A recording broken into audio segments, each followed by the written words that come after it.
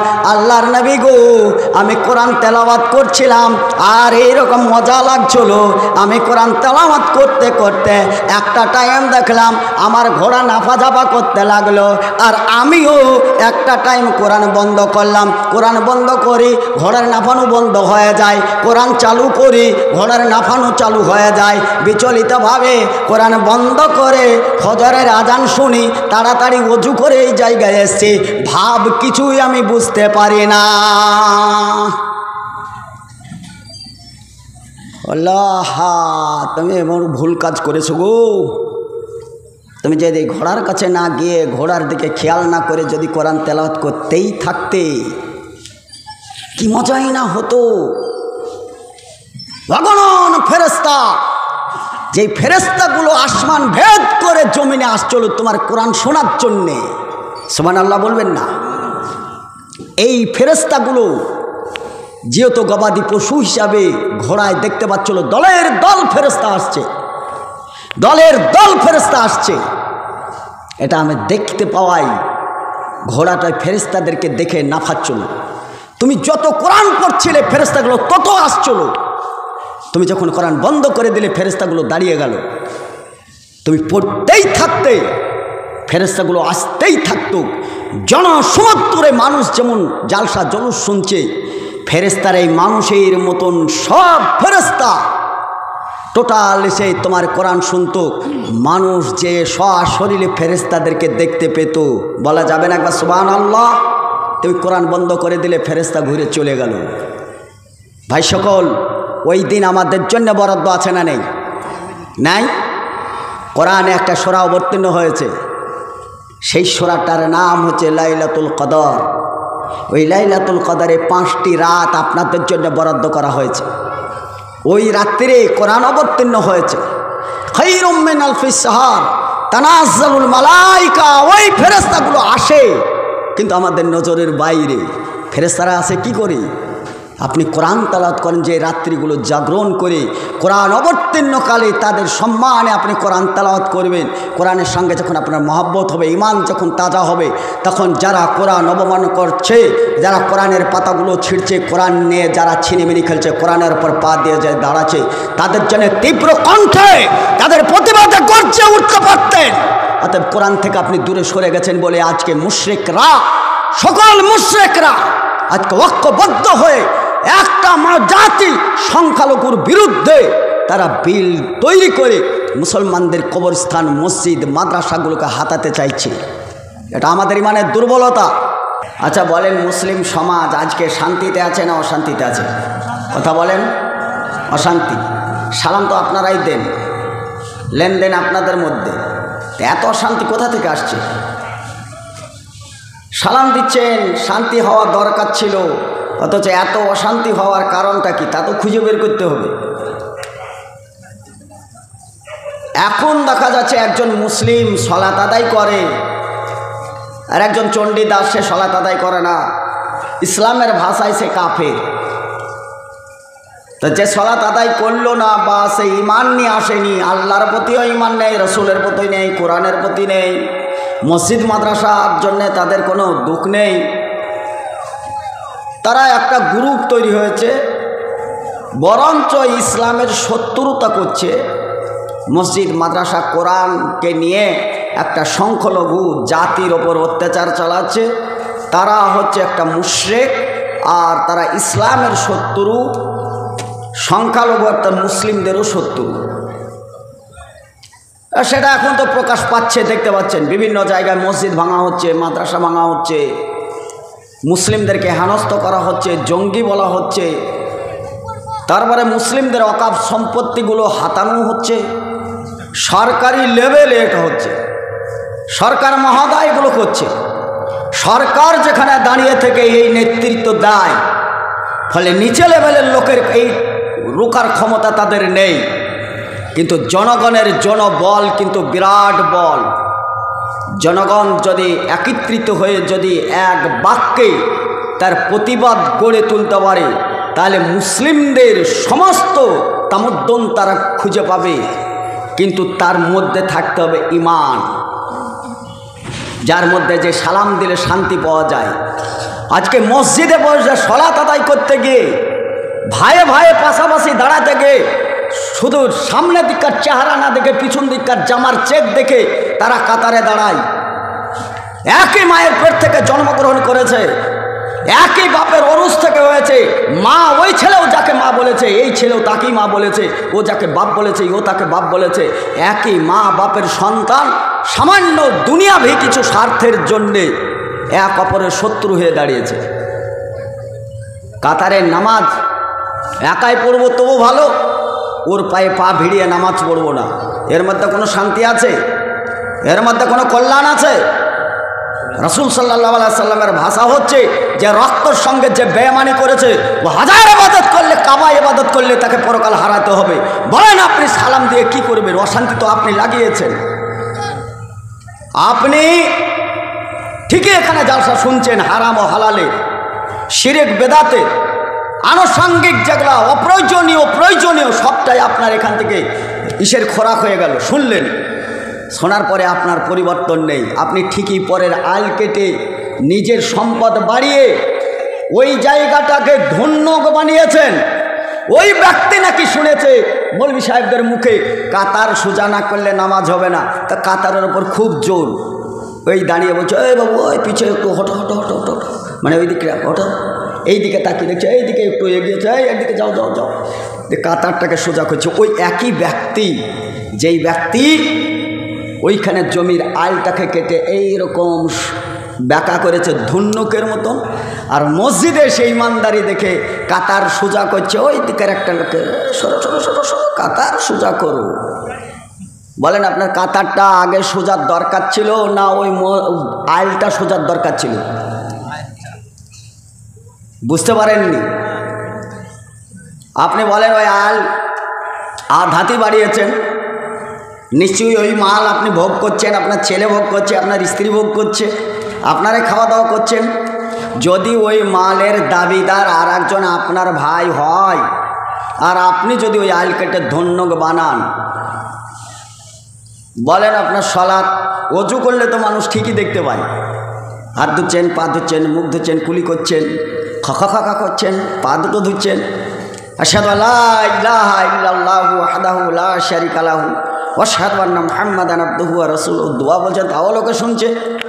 তারপরে আজান দিচ্ছেন, সেও আজকাল তো এমনি আর মুখে আজান আর শোনাই যায় না, সবই তো মাইকে ইকো।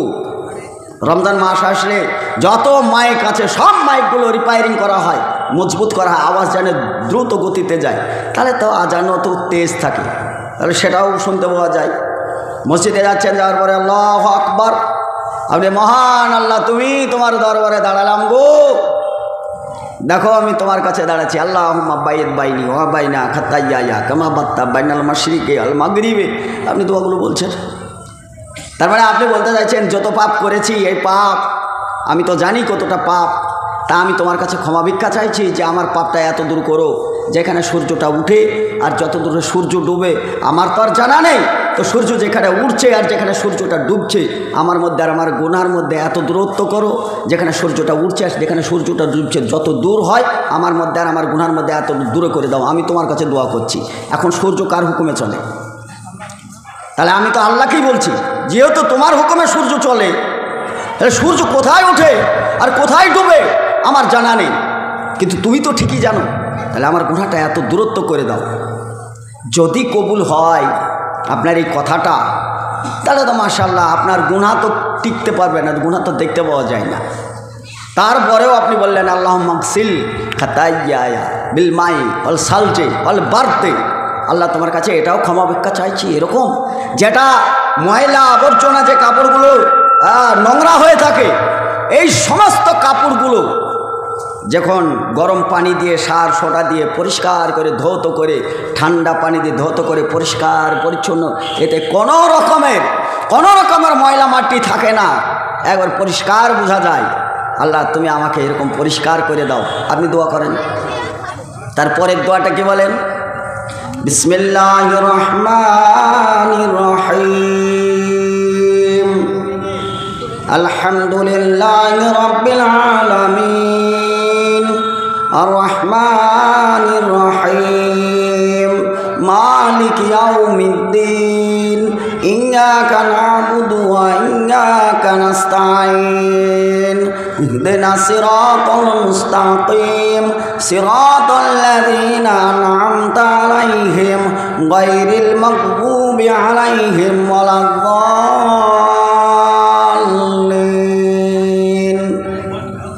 আমিন। তো আমিন বলাতে আবার ইগো তৈরি আছে আমাদের মধ্যে, কেউ আমিন নিয়ে আবার মারামারি আছে বিরাট। বিসমিল্লাহির রহমানির রহিম। কুল হুয়াল্লাহু আহাদ আল্লাহুস সামাদ লাম ইয়ালিদ ওয়া লাম ইউলাদ ওয়া লাম ইয়াকুল লাহু কুফুয়ান আহাদ। আল্লাহু আকবার। আপনি রুকুতে গেলেন, সুবহানা রাব্বিয়াল আযীম, সুবহানা রাব্বিয়াল আযীম, সুবহানা রাব্বিয়াল আযীম। সামিআল্লাহু লিমান হামিদা রব্বানা ওয়ালাকাল হামদ হামদান কাসীরান তাইয়্যিবান মুবারাকান ফীহি। দোয়া করলেন, আবার সিজদায় চলে গেলেন, সুবহানা রাব্বিয়াল আলা, সুবহানা রাব্বিয়াল আলা, সুবহানা রাব্বিয়াল আলা। উঠলেন, ওঠার পরে বললেন আল্লাহুম্মা গফিরলি ওয়ারহামনি ওয়াফিনি ওয়ারজুকনি। দোয়া করলেন, আবারও বললেন আল্লাহু আকবার, তুমি মহান। সিজদায় চলে গেলেন, একটা রাকাত সালাত আদায় হলো, এক রাকাত সালাত আদায় হলো। তাহলে এর মধ্যে যা কিছু বলেছিলেন এক রাকাত সালাতের মধ্যে, আপনি জানেন অথবা না জানেন, আপনি বিশাল কথা বলেছেন, যেটা আল্লাহর সন্তুষ্টর জন্যে, পরকালে আপনি নৈকট্য লাভ করার জন্য, অর্থাৎ জান্নাত যাবেন, জান্নাতে একটা সুসংবাদ, আপনি সেখানে বসবাস করবেন, তার জন্য আপনি মেহনত করে সালাতটা আদায় করলেন। আপনি সমুদ্রে গোসল করে এসছেন বা ভালো সাবান দিয়ে গোসল করলেন, গোসল করার পরে মনটা মানল না, আবারও ঠান্ডা পানি দিয়ে ওযু করলেন।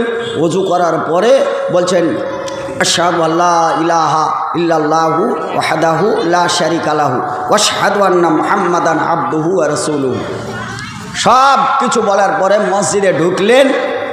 ঢোকার পরে ইজা আহাদাকুমুল মসজিদা ফালিয়ারকা রাকাতাইন, মসজিদে ঢুকেই আপনি 2 রাকাত সুন্নাত সালাত আদায় করলেন, মসজিদের সালাত।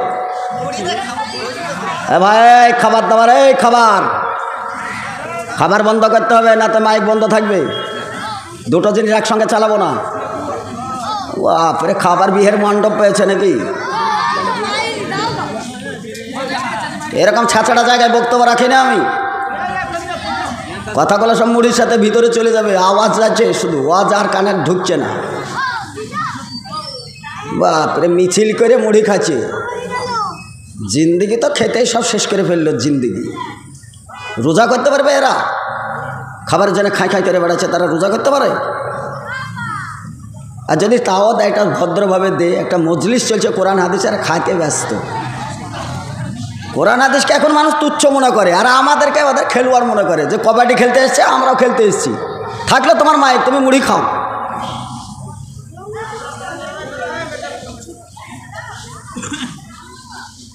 ও আমি কিছুদিন এখানে ছিলাম বলে আমার মাথা মস্তিষ্ক সব কিনে নিয়েছেন আপনারা, তাই না? তো সেই তো সোহেলবাবু এসছে, তাই মনে করেন। আমিও যদি সেই সোহেলই হই, কিন্তু দায়িত্বটা তার আমার পালন করছি না, আমি আর একজনের দায়িত্ব পালন করি, যিনি আমাকে দায়িত্ব দিয়ে গেছেন। দায়িত্ব কর্তব্য সম্বন্ধে সচেতন হওয়া দরকার। তামানকালে এরকম নাখরামু চলা উচিত না। লেজে আগুন লেগেছে আর সামনের দিকে বাতাস করছে, আরে বাপরে, পিছন পুড়ছে পুরু, তাকানোর সুযোগ আপনার নেই, খেতে ব্যস্ত। 2 দিকে মুখ যার পেটুক, তার নাম হাগিতে ঢালিতে গেল জিন্দগি তামান। জিন্দগি সব শেষ করেছে শুধু খাওয়াতে আর খাওয়াতে। হারাম হালাল বাছাবাছি নেই, ভিতরে শুধু ঢুকলেই হলো। ওইটাই বলছিলাম আমি।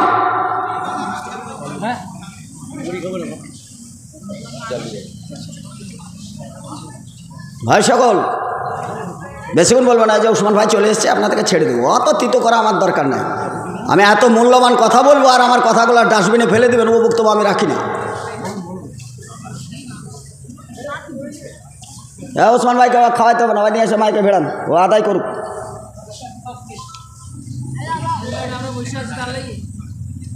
ফলে শুনুন, মানুষের ইমান আমান সব শেষ হওয়ার কারণ হচ্ছে কোনো তো কারণ আছে। সালাম দিয়ে শান্তি পাওয়া যায় না, মানুষের সঙ্গে কথা বলে শান্তি নেই, এক অপরের সঙ্গে মেল নেই। এটা কি পরিবেশ? পরিবেশ আজও তো খাড়া করতে পারলাম না। অনেক জায়গায় বক্তব্য রেখেছি, যদিও মনে করছিলাম এখানে ভদ্রভাবে বক্তব্য রাখবো, তা আপনারা তো ভদ্রলোক না, তাহলে ভদ্রভাবে বক্তব্য রেখে তার লাভ নেই। আপনারা যেমন শ্রোতা, বক্তার কোয়ালিটি সেরকম হওয়া উচিত। যেহেতু আপনারা ভদ্রতা দেখিয়েছেন, এবার বক্তব্যটা ওই গ্রুপে চলে যান যে আপনি শুনে নেবেন। কুকুর চেনেন? কুকুর চেনা তো দরকার, এটা তো গ্রামগঞ্জে ঘুরে বেড়ায়, সেই খেকি কুকুরই হোক আর স্ট্যান্ডার্ড কুকুরই হোক, সব কুকুরের জাত একই কুকুর। সে তাকে সাবান দিয়ে গোসল করাই হোক আর রাস্তায় ও ডাস্টবিনে খেয়ে বেড়ানো হোক, কুকুর কিন্তু একই কুকুর হয়। কুকুরকে যদি কোনো খাবার দেন, ও খাবে, খাওয়ার পরে আপনাকে মার্ক করে রাখবে যে এই লোকটা আমাকে খাবার দিয়েছে। ও কিন্তু অকৃতজ্ঞ না, রাস্তায় আপনাকে দেখলেই কিন্তু এমন ভান করবে যে স্যার কোথায় গেলছে না, কাউমাম করে দেখে একবার পা লেজ লড়িয়ে আপনাকে সম্বোধন জানাবে যে স্যার কোথায় গেছিলেন, আপনার সঙ্গে দেখা টাকা হয়নি অনেক দিন, এইরকম বিরাট একটা ভান। কুকুরের কায়দা দেখে বোঝা যায় না? বলেন এটা যায় কি যায় কিনা? আপনি 2 দিন যদি খাবার দেন, তাহলে ওই কুকুরটা আপনার আনুগত্য করবে, আপনাকে স্বীকার করে নেবে যে না এটা আমার মনেই আমাকে খেতে দিয়েছে, অতএব একে সম্মান দেওয়া এটা আমার কর্তব্য। তারপরে যদি আর একটু ভালো খাবার দেন, জিলেপি টিলেপি দেন, একটু রুটি দেন, তাহলে তো আপনার বাড়ি পর্যন্ত থেকে গেল। আপনি ভিতরে ঘুমাবেন আর কুকুরটা গোল হয়ে আপনার সদর দরজায় বসে থাকবে। রাত্রে অন্ধকারে কেউ যদি যায়, তাহলে ওই যাওয়ার সুড়ুক সুড়ুক পায়ের আওয়াজ শুনে ওই কুকুরটা প্রথম কানটা ঝাড়া দিয়ে উঠবে, ঘৌ মানে কে কে, ওই 2-3 বার ঘৌ ঘৌ করে ডাকবে, কে তুমি? ও রাত্রে কোনো পরিচিত অপরিচিত বুঝে না, ঘাউ ঘাউ করে। ও যদি মালিক আসে যদি বলে এই লালটু দাঁড়া, তাহলে ও আবার লেজটা lorry, I am sorry sir, আমার খুব ভুল হয়ে গেছে, আপনাকে আমি চিনতে পারিনি। আর চোর হলে তো বাস, তাহলে তার সরি মরি বলার দরকার নাই। তাহলে একটা কুকুরের অনেক গুণ পেলাম, 2টো খেয়ে ও আমার বাড়িটাকে জোগাল দেয়, আর রাত্রের পাহারাদার ও পরিচিত অপরিচিত সবাইকে কিন্তু সাবধান করে দেয়। কুকুরের একটা ভালো গুণ।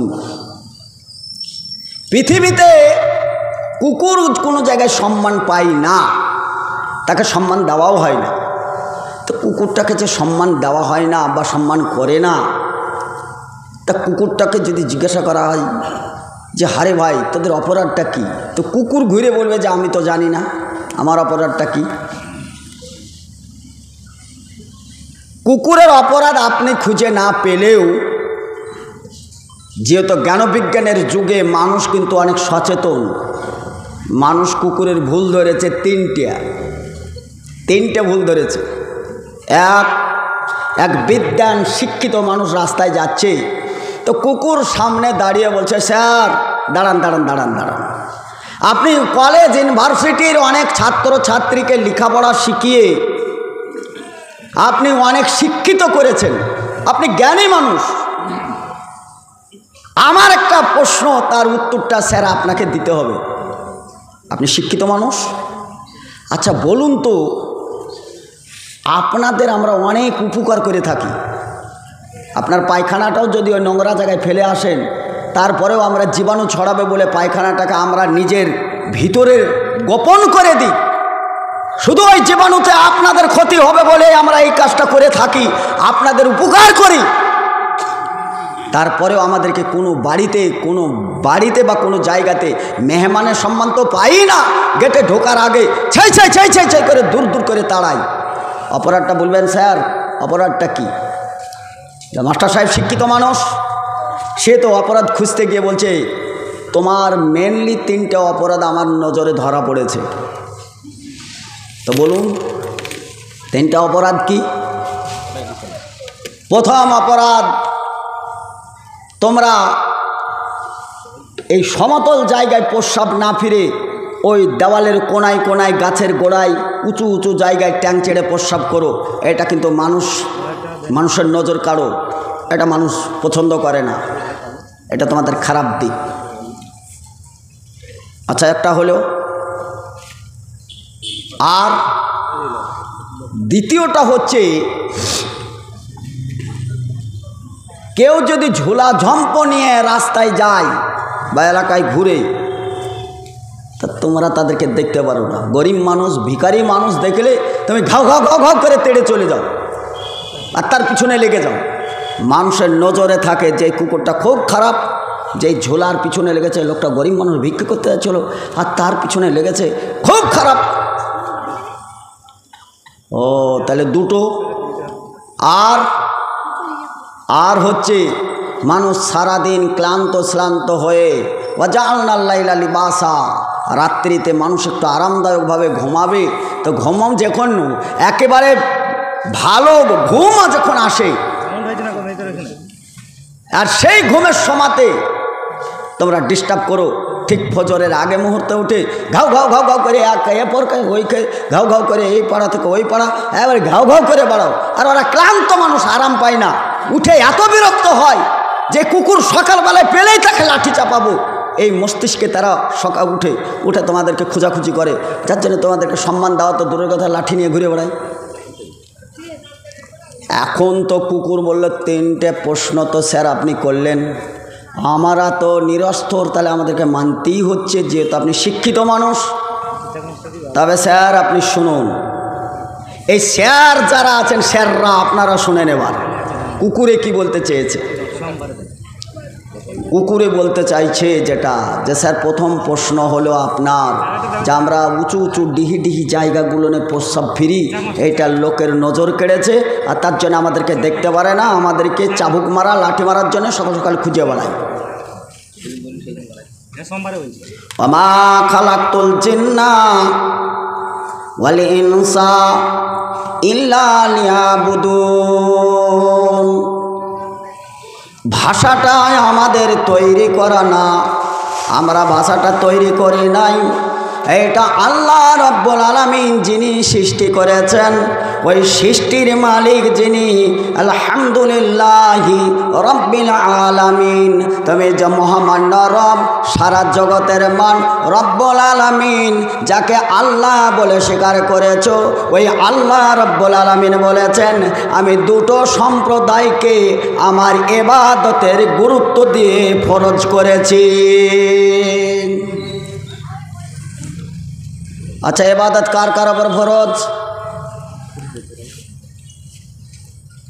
ওয়ামা খালাকতুল জিন্না ওয়াল ইনসা ইল্লা লিয়াবুদুন। আল্লাহ বলছেন, আমি জিনকে সৃষ্টি করি নাই, ইনসানকেও সৃষ্টি করি নাই, আর যদি সৃষ্টি করেছি তাহলে আমার ইবাদত করার জন্যে। যদি আমার ইবাদত না করে তাহলে কাল কিয়ামতের মাঠে কুকুরের যে ইজ্জত আছে তার চাইতেও বেইজ্জতি হবে। কোরআনের অন্য একটি জায়গায় আল্লাহ রাব্বুল আলামিন বলেছেন, লাহুম কুলুবুন লা ইয়াফকাউনা বিহা ওয়া লাহুম আইনুন লা ইয়াবসিরুনা বিহা ওয়া লাহুম আযানুন লা ইয়াসমাউনা বিহা উলাইকা কাল আনআম বাল হুম আযাল উলাইকা হুমুল গাফিলুন। কোরআন। আচ্ছা, প্রথম একটা কথা বলি, কোরআনের মধ্যে ভুল টুল আছে? এতদিন ধরে ধরা পড়েছে? পড়েনি। তাহলে এই যে কোরআন বলছি, তাহলে কোরআন ভুল নেই, তাহলে এর তরজামাও আশা করা যায় ভুল হবে না। দেখা যাক কতদিন আপনি টিকে থাকেন। আল্লাহ রাব্বুল আলামিন বলেন, যে দুটো সম্প্রদায় জিন আর ইনসানকে ইবাদতের জন্যে আমি সৃষ্টি করেছি। কুকুরে বলে আমাদের 5 ওয়াক্ত সালাত আদায় করতে হবে, এই কথা আমাদেরকে বলা হয় নাই। আমাদেরকে যাকাত দিতে হবে, এই কথা আমাদের বলা হয় নাই। কলেমা পড়তে হবে, এ কথা বলা হয় নাই। রমজান মাস আসবে, সিয়াম পালন করতে হবে, এ কথা আমাদের বলা হয় নাই। টাকা পয়সা থাকলে পারে খানায় কাবায় হজ করতে যেতে হবে, এ কথা আমাদেরকে বলা হয় না। তাহলে আমাদের কথা ইবাদতের কথা বলা হয়নি, তাহলে ইবাদতের কথা তো আমাদের জন্য নয়। ইবাদতটা করবে কে আর কাকে করার কথা বলা হয়েছে? আল্লাহ রাব্বুল আলামিন বললেন, লাকাদ খালাকনাল ইনসানা ফি আহসানি তাকওয়িম। সারা পৃথিবীতে যত মাখলুক দেখা যায়, সব মাখলুকের চাইতে সম্মান দিয়ে যাদেরকে সৃষ্টি করা হয়েছে, ওই মাখলুকটা হচ্ছে মানুষ। জিনের চাইতেও সম্মান দেওয়া হয়েছে, ফেরেশতার চাইতেও সম্মান দেওয়া হয়েছে। আল্লাহ রাব্বুল আলামিন বলেন যে মানুষকে এত সম্মানই করা হয়েছে। এই কথাটা এইখানে শুধু সীমাবদ্ধ নেই, সারা পৃথিবীর মাখলুকের কানে কানে পৌঁছে দেওয়া হয়েছে যে আমি একটা সম্প্রদায় তৈরি করেছি, ওরা খুবই দুর্বল হবে, ওরা খুব দুর্বল হবে, তারপরেও তাদের সম্মান অনেক উঁচু থাকবে এবং তার সম্মানটা ইবাদতের কারণে উচ্চ মাকাম হয়ে যাবে। তার সম্মানটা আরো উঁচু করতে গিয়ে তাকে সর্বস্তর জান্নাত পৌঁছে দেওয়ার কথা বলা হয়েছে। জান্নাত এমন একটি জায়গা, জীবনের সব চাহিদা মিটিয়ে দেওয়া হবে, অর্থাৎ জান্নাতের কথা আল্লাহ রাব্বুল আলামিন ঘোষণা করেছেন। সবাই আমাদের কথাটা জানে বলেই ছোট্ট একটা বেলের সমান মাথা, বড় একটা হাতির পিঠে চেপে তাকে চাবুক মারে আর ডান বা করে তাকে ঘুরিয়ে নিয়ে বেড়ায়। হাতি যদি ইচ্ছা করে এই যতগুলো লোক আছে সবকে এক পাকে কোথায় ফেলে দেবো তো 13 কিলোমিটার দূরে পড়বে। হাতির বল সম্বন্ধে ধারণা আছে? হাতির ক্ষমতা সম্বন্ধে ধারণা আছে? নেই। অথচ ওই হাতিটা মানুষ তার মাথায় বসে বসে হাতুড় দিয়ে টুকটুক টুকটুক করে মারে। হাতিটাকে জিজ্ঞাসা করা হয় যে আরে তুই নীরবে এই চাবুক সহ্য করছিস, সামান্য একটি পুতুল তোর ওপরে বসে এইটুকু মারছে। হাতিটা বলছে আল্লাহ আমার কানে এই খবর দিয়ে দিয়েছে, পৃথিবীর সবচাইতে সম্মানিত ব্যক্তি হিসাবে মানুষ সৃষ্টি করেছি, সে তো তার গোলামি করতে হবে তোকে, সে তো আমাকে গোলামি করা ছাড়া, আমার রবের হুকুম মানা ছাড়া আমার কোনো উপায় নেই, তাই তাদের গোলামি করছি। তাহলে হাতি আপনার গোলামি করে? বড় বড় ষাঁড় হাল বোহাচ্ছি আমরা, বোঝা চাপিয়ে দিয়ে পিছনে চাবুক মেরে মাল টানতে পারবো না এটা বলে না। আপনার মালটা যত শক্তি দিয়ে তারা উপরে তুলে, যতটা মাল সাজানো থাকে, ওই গরু দুটো যদি মনে করে এক পাক মারবো তা আপনার মতন একটা পুতুল কোথায় যেয়ে পড়বে। কিন্তু সেই গরুও আপনার কি করে? হুকুমত মানে না, ওই গরুও আপনার গোলামি করে। এখন কুকুরটা বলছে স্যার আমরা ডিহিডি জায়গায় কেন প্রস্রাব ফিরি আপনি জানেন? এই কারণে যে আল্লাহ যাদেরকে সৃষ্টি করেছেন তাদের জন্যে আরেকটি ভাষা ব্যবহার করেছেন। সারা পৃথিবীর সমতল জায়গা যত জায়গা রয়েছে, শেষ নবীর উম্মতরা সময় সাপেক্ষে তারা সেই জায়গায় সিজদা করলে সেই সিজদা আল্লাহ কবুল করবেন। এর জন্যে সমতল জায়গাগুলো নেই মানুষ সিজদা করে, এটা আমাদের কাছে খবর আছে। ওর জন্য প্রস্রাব ফেরার সময় আমরা ওই সমতল জায়গায় প্রস্রাব ফিরি না, সমান জমিতে প্রস্রাব ফিরি না, প্রস্রাব ওই দেওয়ালের কোনায় কোনায় ফিরি, ওই গাছে গাছে প্রস্রাব ফিরি। এই কারণে ফিরি যে মানুষ সেজদা করলে জমিনে সেজদা করবে, আর জমিন থেকে কবুল করার কথা আল্লাহ বলেছে। যদি আমরা জমিনে প্রস্রাব ফিরি তাহলে আমরা কুকুর নাপাক, তার প্রস্রাব যদি হয় তাহলে সেটাও নাপাক। মানুষ অজান্তেই সেজদা যদি করে ফেলে আর আমার প্রস্রাবের ওপর তার সেজদা যদি হয় তাহলে এই সেজদাটা কবুল হবে না। ওর জন্যে আমরা গাছের গোড়ায় গোড়ায় প্রস্রাব ফিরি বা ওই ডিহি জায়গায় প্রস্রাব ফিরি যেখানে সেজদা করার জায়গা না। আচ্ছা, কুকুরের বিবেচনাটা ঠিক আছে না ভুল বলেন? কুকুরের সব ধারণা ঠিক নেই। এই সমতল জায়গাটা ছেড়েছে কার জন্যে? আপনার আমার জন্য, আমাদের সম্মানার্থে ছেড়ে দিয়েছে। এক স্যার আমরা এর জন্য ডিহি জায়গায় আপনাদের উপকারের জন্য, আপনাদের ইবাদত করার জন্য জায়গাটা ছেড়ে দিয়েছি। আমাদেরকে দোষারোপ করে আপনারা যদি ডান্ডা পিটা করেন আমাদের কিছু করার নেই। বাকি আর কি? আর একটি কথা আপনি বলেছেন, ঝোলা ঝম্প দেখলে পারে আমরা ঘাউ ঘাউ করে তারই, গরিব মানুষ ফকির দেখলে আমরা ভালোবাসি না। আপনারা যারা এখানে ঝোলা ঝম্প নিয়ে ভিক্ষে করে বেড়ায় দাঁড়ে দাঁড়ে, লা ইলাহা ইল্লাল্লাহ, মা দুটো ভিক্ষা দাও গো, এই কথা যারা দাঁড়ে দাঁড়ে বলে ভিক্ষে করে বেড়ায়, আমরা তাদেরকে দেখে ঘাউ ঘাউ করি এই কারণে যে পৃথিবীতে দুটো হালাল নিকৃষ্ট, এক শক্তি সবল মানুষ, সে মানুষের দ্বারে দ্বারে ভিক্ষে করে বেড়ায়, এটা হালালের মধ্যে নিকৃষ্ট। আর একটা হচ্ছে নিজের স্ত্রীর সঙ্গে ঘর সংসার দীর্ঘদিন করার পরে তাকে তালাক দেওয়া। আপনি যাকে তালাক দিচ্ছেন ওই মেয়েটাকে যদি আমি বিয়ে করি, তাহলে আপনি আমার উপকার করলেন না ক্ষতি করলেন? কথা বলেন, ক্ষতি করলেন না? মেয়েটা খারাপ, তো খারাপটা আপনার কাছেই থাক, আর এক ভাইয়ের ঘাড়ে চাপাচ্ছেন কেন? আপনি তালাক দিলেন মানে তো ওই মেয়েটাকে অন্য জায়গায় বিয়ে দিতে হবে। তা আপনি তো আমাকে অনেক ভালোবাসেন, আপনাকে আমি অনেক ভালোবাসি, আপনাকে দেখা হলে আসসালামু আলাইকুম ভাই, আপনার প্রতি শান্তি বর্ষিত হোক, আপনি বলেন ওয়ালাইকুম সালাম, আপনার প্রতিও শান্তি বর্ষিত হোক। অথচ আপনি শান্তি বর্ষিত হতে হতে দুই ভাইয়ের মধ্যে আপোষে এত মিল মহব্বত, অথচ মেয়েটা খারাপ, আপনি ছেড়ে দিলেন, ওই মেয়েটা তো বিয়ে করবে। ধরুন আপনি ছেড়ে দিলেন, আমি বিয়ে করলাম, তা আপনার যে জানটা জ্বলিয়েছে ওই মেয়েটা তো আমারও জান জ্বলাবে, আপনি জেনে শুনে তালাকটা দিচ্ছেন কেন? মৌলী সাহেব আমি বাঁচার জন্যে, তা আপনি বাঁচার জন্যে বাঁচলেন, আর একজনেরকে ঘাড়ে চাপিয়ে দিলেন, ও তো এবার মরল। আপনার হাদিসে এসছে আপনার যেটা ভালো মনে করেন তা আপনার ভাইয়ের জন্য সেইটা ভালো মনে করেন, আপনার জন্য যেটা খারাপ মনে করছেন আপনার ভাইয়ের জন্য সেটা খারাপ মনে করেন। এর জন্য হালালের মধ্যে নিকৃষ্ট হচ্ছে স্ত্রীকে তালাক দেওয়া। বুঝান বুঝান বুঝান বুঝান বুঝে বুঝতে বুঝতে বুঝতে বুঝতে একদিন হয় বুঝে গেল, তো ওইটাই প্যারে লাল হয়ে গেল। আর যদি নাই বুঝতে পারে তো ওই যন্ত্রণায় আপনি নাই সংসারটা চালালেন, তাতে সীমাবদ্ধ থাকলো, এটা না ছড়িয়ে বেড়ি। আমাদের মধ্যে ওই এটা নেই।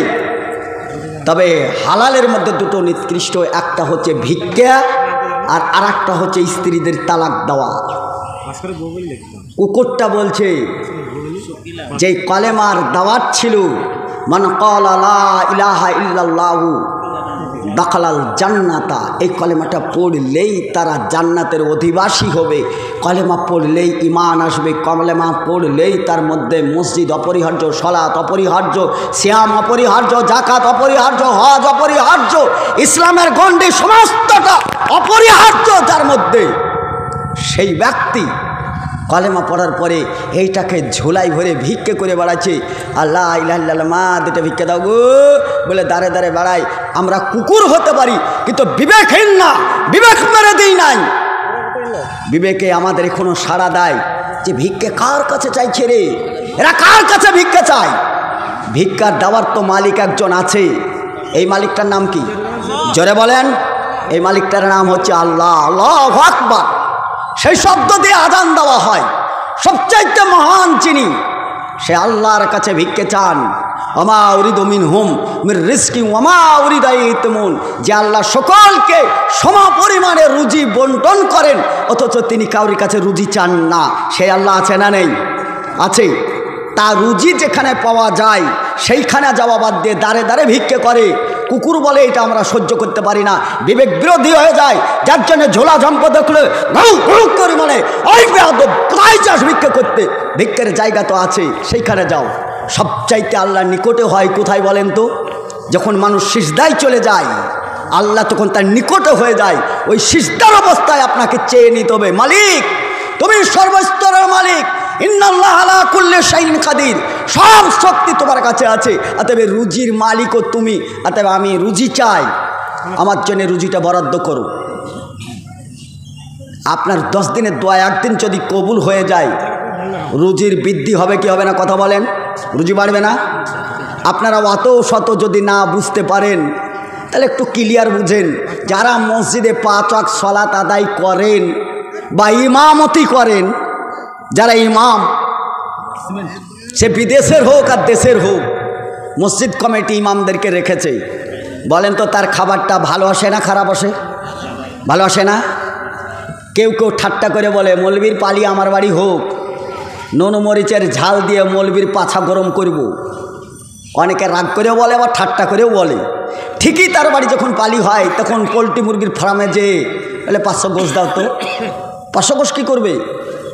আর বলো না, মৌলী সাহেবের পালি।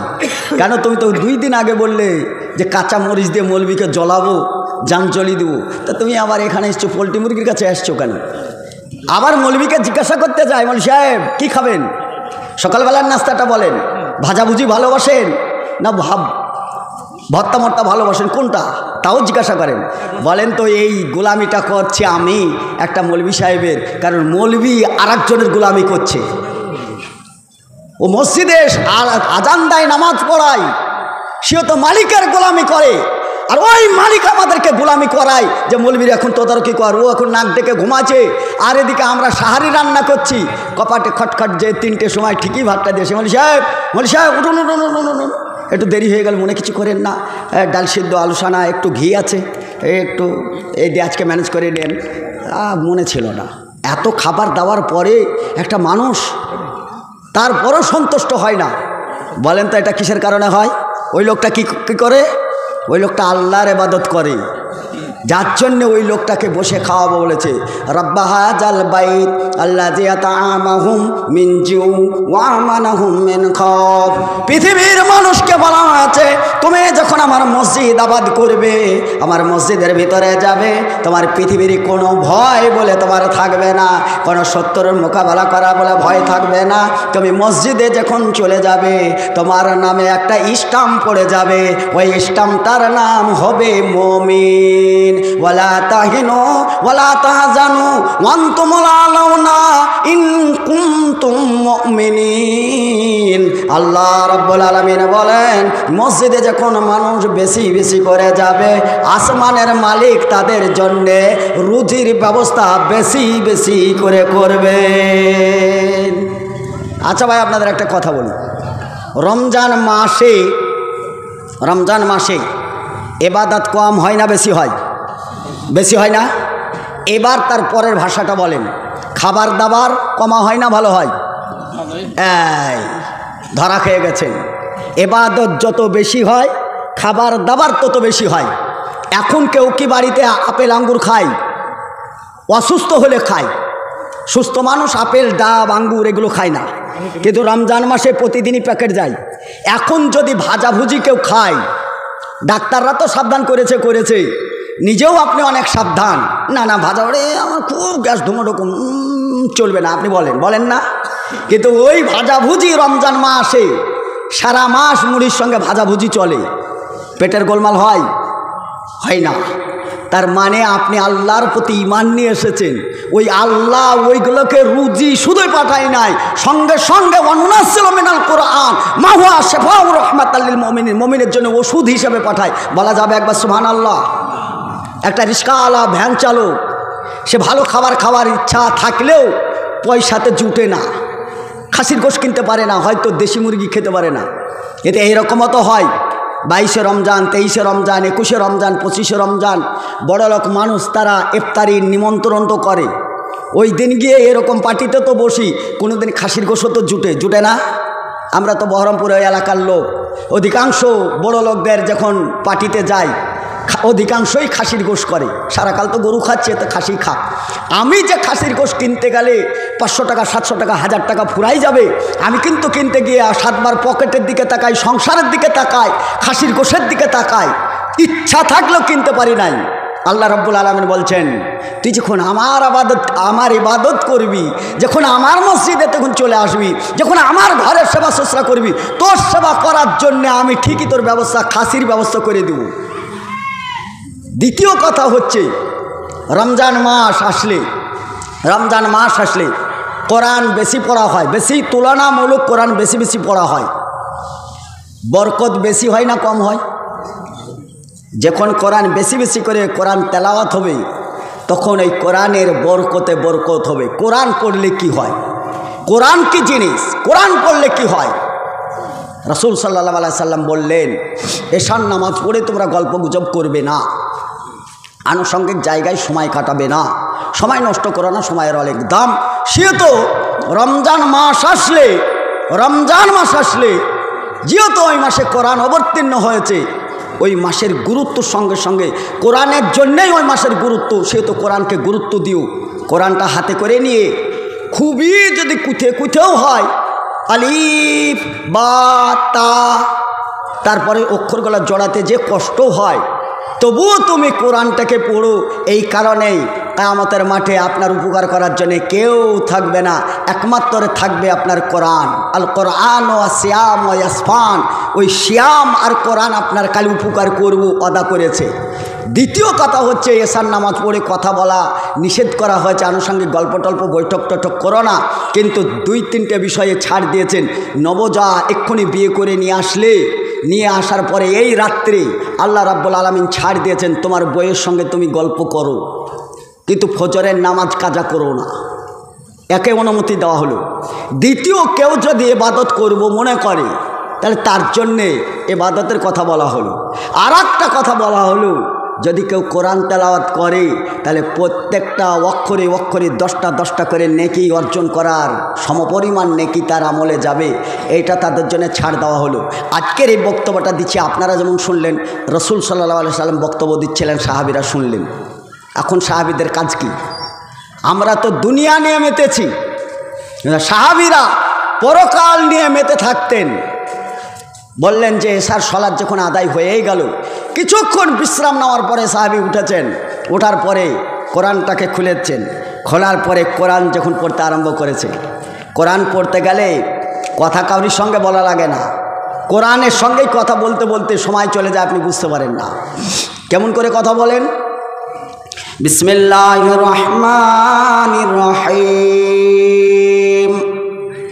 আলিফ লাম মিম, যালিকাল কিতাবু লা রাইবা ফীহি হুদাল লিল মুত্তাকিন আল্লাযীনা ইউমিনুনা বিল গায়বি ওয়া ইউকিমুনাস সালাত ওয়া মিম্মা রাযাকনাহুম ইউনফিকুন ওয়াল্লাযীনা ইউমিনুনা বিমা উনজিলা ইলাইকুম মির রাব্বিকুম। এইভাবে পড়তেই থাকলেন, পড়েই গেলেন। একজন সাহাবী কিছুক্ষণ পরে উঠলেন, ওঠার পরে কোরআনটাকে খুললেন, কোরআন খোলার পরে কোরআনটাকে পড়তে আরম্ভ করে দিলেন। কোরআন পড়তে সাহাবীটা বলেন, আমার মেজাজটা সেই দিন খুব ভালো লাগছিল। কোরআন যত পড়ছিলাম, কোরআন পড়তেও ভালো লাগছিল, আর কোরআন আমাকে মনে হচ্ছে কোরআনের সঙ্গে কথা বলছিলাম, এত সুন্দর লাগছিল। কোরআন পড়তে গভীর রাত হয়ে গেছে। লাবিসিনা ফিহা আহকাবা লা ইয়াযকুনা ফিহা বারদান ওয়ালা শারাবা ইল্লা হামিমান ওয়া গাসসাকা জাযাআম বিফাকা ইন্নাহুম কানু লা ইয়ারজুনা হিসাবা ওয়া কাযযাবু বিআয়াতিনা কিযাবা ওয়া কুল্লা শাইইন আহসাইনাহু কিতাবা ফাযুকু ফালান নাযিদাকুম ইল্লা আযাবা ইন্নালিল মুত্তাকিনা মাফাজান হাদাইকা ওয়া আনাবা ওয়া কাওয়াইবা আতরাবা ওয়া কাসান দাহাকা লা ইয়াসমাউনা ফিহা লাগওয়ান ওয়ালা কিযাবা জাযাআম মির রাব্বিকা ওয়া তাআন হিসাবা রাব্বিস সামাওয়াতি ওয়াল আরদি ওয়া মা বাইনাহুমার রহমান লা ইয়ামলিকুনা মিনহু খিতাবা। সাহাবীটা বলেন, আমি পড়তে লাগলাম, পড়তে চলে যাই, আর এরকম আমাকেও ভালো লাগে। কোরআনকে যেন আমার মনে হচ্ছে কথা স্বয়ং কোরআনের সঙ্গে বলি না, মনে হচ্ছে আমার মালিকের সঙ্গে কথা বলি। সুযোগ আসবে না, হাতছাড়া হয়ে যেতে পারে। আমি কোরআন পড়া ছাড়লাম না, কোরআন পড়তেই থাকলাম, আর এইভাবে কোরআনের সঙ্গে কথা বলতে থাকলাম। হঠাৎ করে দেখি আমার একটি ঘোড়া বাঁধা ছিল, ঘোড়াটা তড়াম করে লাফাতে আরম্ভ করলো। এত বিচলিতভাবে লাফাচ্ছিল, লাফানো বন্ধ করে না, আর আমিও কোরআন বন্ধ করি না। কোরআন পড়ে চলে যায়, যায়, ঘোড়ায় নাফিয়া চলে যায়। আমি কিছুক্ষণ পরে দেখলাম ঘোড়া হয়তো পারে শিকল ছিঁড়ে ফেলবে, দড়ি ছিঁড়ে ফেলবে, ঘোড়া হয়তো ছুট দিয়ে দিবে, অন্য কাউরির ক্ষতি করে ফেলবে, হয়তো বাড়ির কোনো ক্ষতি হয়ে যাবে। কোরআনটাকে বন্ধ করে দিলাম। আমি তাড়াতাড়ি ঘোড়ার কাছে গেলাম। ঘোড়া যে নাফাচ্ছে তার হাত পায়ের দিকে তাকালাম, বাতিটা নিয়ে গেলাম, লম্প জ্বলে দেখলাম মশাই কামড়ায় না মাছিতে কামড়ায় না হাতে পায়ে কেন এত কুটকুট করে, কেন এরা নাফাঝাপা করে, এত এত উত্তেজিত হচ্ছে। চারিদিক ঘুরে ঘুরে দেখলাম ঘোড়ার পায়ে কোনো পিঁপড়া নাই, কোনো মশা নেই, কোনো মাছিও নেই। আমি দেখলাম ঘোড়াটারে গায়ে হাত দিলাম, দেওয়ার পরে বললাম, ওই আমার সওয়ার, ওই আমার ঘোড়া, তোমাকে আমি ভালোবাসি, তোমাকে আমি পুষি, তুমি আমার পোষা ঘোড়া, তুমি উত্তেজিত হয়েও না, আমাকে সময় দাও, আমি একটু কোরআন পড়ে নিই, আমাকে একটু সময় দাও, কোরআন একটু পড়ে আমার জানটাকে তৃপ্তি দে। আমার একটু রহমত বর্ষিত হচ্ছে। যখন কোরআন তেলাওয়াত করা হয় আল্লাহর পক্ষ থেকে রহমত বর্ষিত হয়। ঘোড়ার গায়ে হাত বুলিয়ে ঘোড়ার সঙ্গে কথা বলে বলে আবার এসে স্থানে বসে আবারও শুরু করা হলো, ইন্নালিল মুত্তাকিনা মাফাজান হাদাইকা ওয়া আনাবা ওয়া কাওয়াইবা তারাবা ওয়া কাসান দাহাকা লা ইয়াসমাউনা ফিহা লাগাও ওয়ালা কিযাবা জাযাআম মির রাব্বিকা ওয়া তা'আন হিসাবা রব্বিস সামাওয়াতি ওয়াল আরজি ওয়া মা বাইনাহুমার রহমান লা ইয়ামলিকুনা মিনহু খিতাবা ইন্নালিল মুত্তাকিন। ওরে আমার মুত্তাকিনের দলেরা, তোমরা যখন মুত্তাকিন হয়ে যাবে, পরেশগার হয়ে যাবে, হেদায়েত হয়ে যাবে, কোরআন যখন শিখে যাবে, কোরআনের সঙ্গে প্যার হয়ে যাবে, মহব্বত হয়ে যাবে, কোরআনের মালিকের সঙ্গে মহব্বত হয়ে যাবে, তোমার জন্য আল্লাহ রাব্বুল আলামিন জান্নাত বরাদ্দ করে দেবে। ওই জান্নাতে যাওয়ার পরে তোমাকে জান্নাতে আঙ্গুর খেতে দেওয়া হবে, আঙ্গুর খাওয়ার সঙ্গে সঙ্গে তোমার জয়বন ফিরিয়ে দেওয়া হবে। তোমার জয়বন যখন ফিরে পাবে তুমি 33 বছরের যুবক হয়ে যাবে, মহিলারা 18 বছরের যুবতী হয়ে যাবে, জান্নাতে প্রথম পাওনা হয়ে যাবে। কোরআন তেলাওয়াত শুরু করে দিলাম।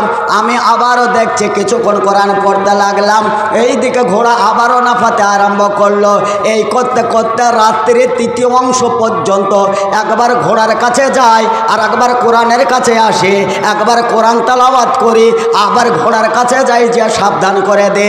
এই দুইভাবে করতে করতে দেখা গেল একটা টাইম আমি একদম কোরআনের কাছে আসা বসে ঘোড়ার উত্তেজিত দেখে কোরআনটাকে বন্ধ করে দিলাম। কিছুক্ষণ পরে মসজিদ থেকে আওয়াজ ভেসে আসলো, আসসালাতু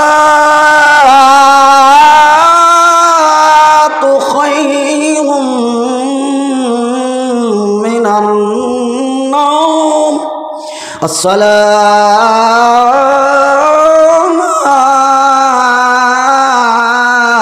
আসসালাতু খায়রুম মিনান নাওম।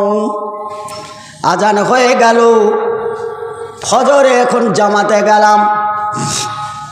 সাহস তো এটা হয় নাই যে রাসূলের উপরে কথা বলা। চেষ্টা করলাম আমি রাসূলের পিছনে দাঁড়াবো।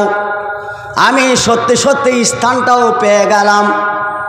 আল্লাহ রসুল ইমামতি করলেন, সালাত আদায় করলেন, আমি পিছনে সালাত আদায় করলাম।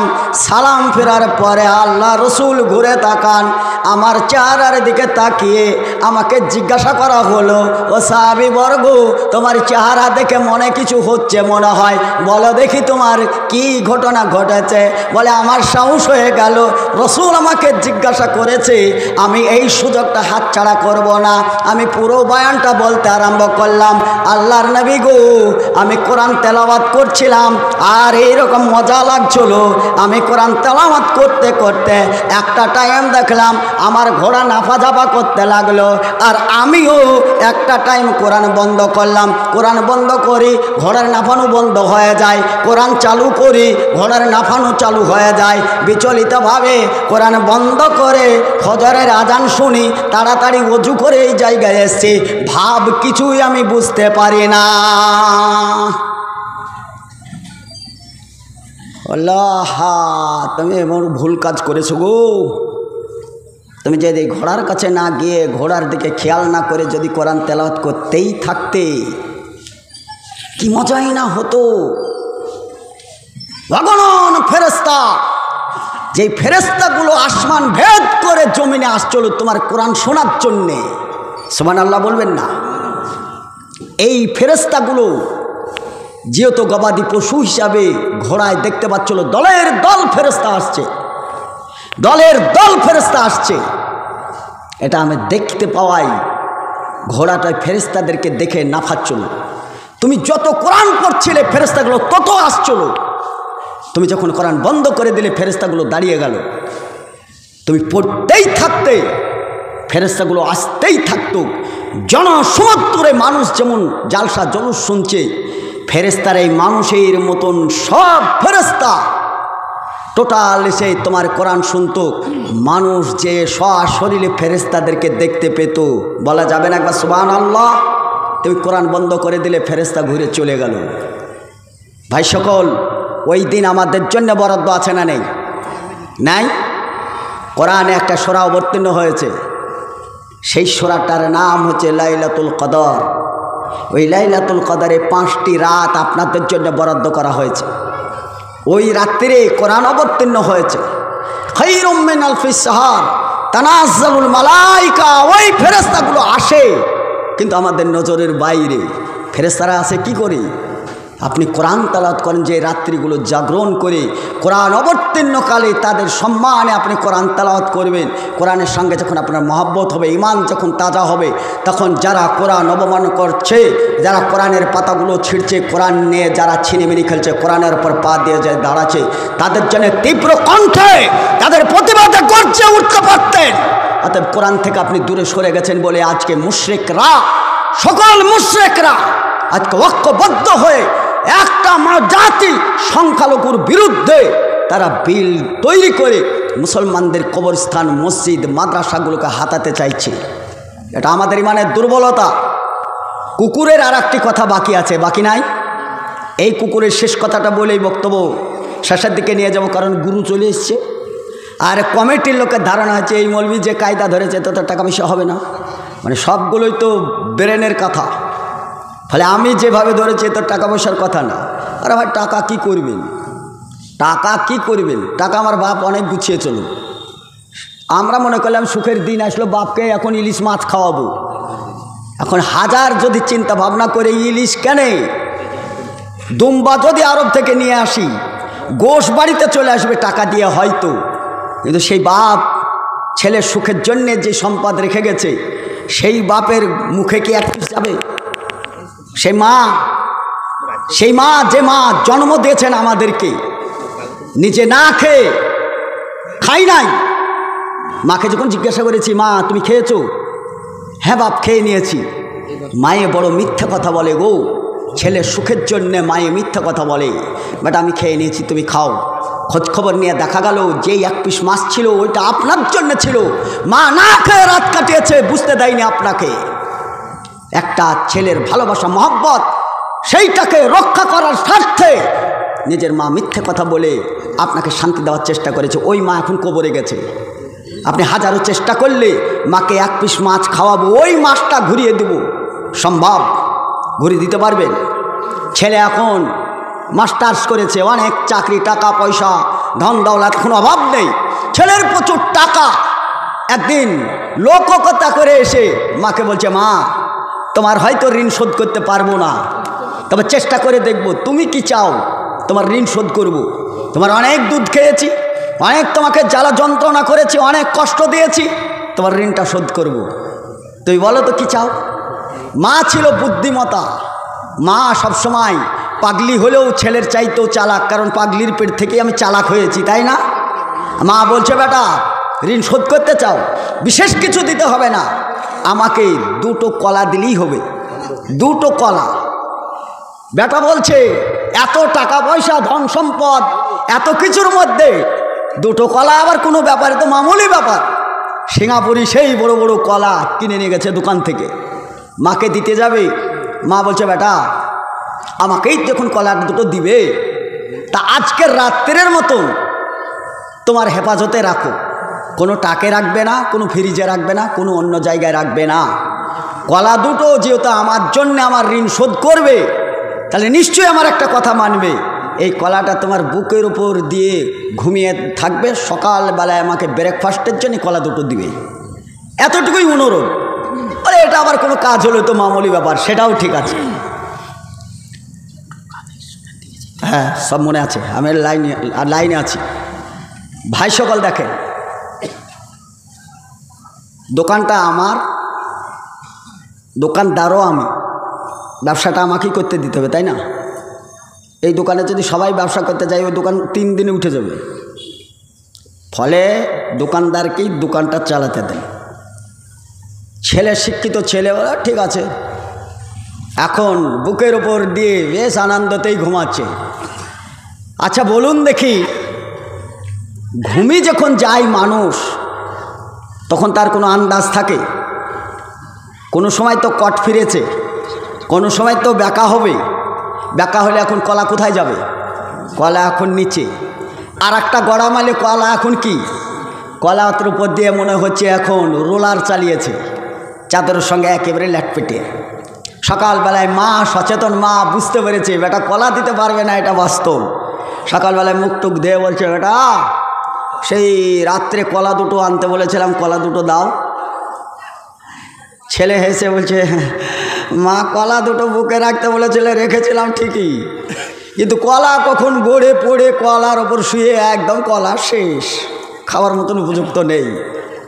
মা বলছে, বেটা তুমি ঋণ শোধ করব বলে তুমি আমাকে বললে যে ঋণ তোমার দুনিয়াতেই শোধ করব, একটা রাত্রে দুটো কলা তুমি ঠিকঠাক রাখতে পারো নাই। তুমি ওই কলার অবস্থায় ছিলে, তোমার অস্তিত্ব ছিল না।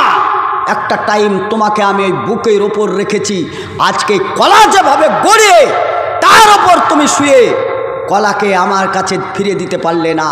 তাহলে আমি যদি তোমার মতন ঘুমাতাম, তাহলে আজকের দিনে তুমি এই মাস্টার ডিগ্রি করতে পারতে না, কলার মতন তুমিও রোলার হয়ে যেতে। তোমার জন্য আমি কোনোদিন ঘুমাই নাই। এই মা আমাদেরকে ছেড়ে গেছে না? নাই, এটা থাকার জায়গা নেই, চেষ্টা করলেও হবে না। এইখানে চেষ্টা করে থাকবার চেষ্টা করলেও হবে না। বহু জনা চেষ্টা করে দেখেছে, হয় নাই। কিন্তু এখন আমার টাকা পয়সা হয়েছে, গাড়ি বাড়ি হয়েছে, সম্পদ বেড়েছে, অর্থ বেড়েছে, সোনার চেয়ারে বসে মানুষ এখন হাঁটছে। কিন্তু সেই মাকে যদি মনে করে একটা কলা খাওয়াবো, সুযোগ আছে। কিন্তু আপনার একটা সুযোগ আছে, সেই সুযোগটা হচ্ছে মায়ের জন্য দোয়া করলে এই দোয়াটা কবুল হবে। মায়ের জন্য দান করলে দানটা কাজে লাগবে। মায়ের জন্যে আপনি যদি একটু মনে করেন যে আমি এই মাছটা কিনে মাকে দিতাম, খরচ হতো, ওই খরচটা আমি আল্লাহর ঘরে দেব, আল্লাহ বরাদ্দ করবে আমার মাকে, হতে পারে না? আল্লাহ তো বরাদ্দ করবেই।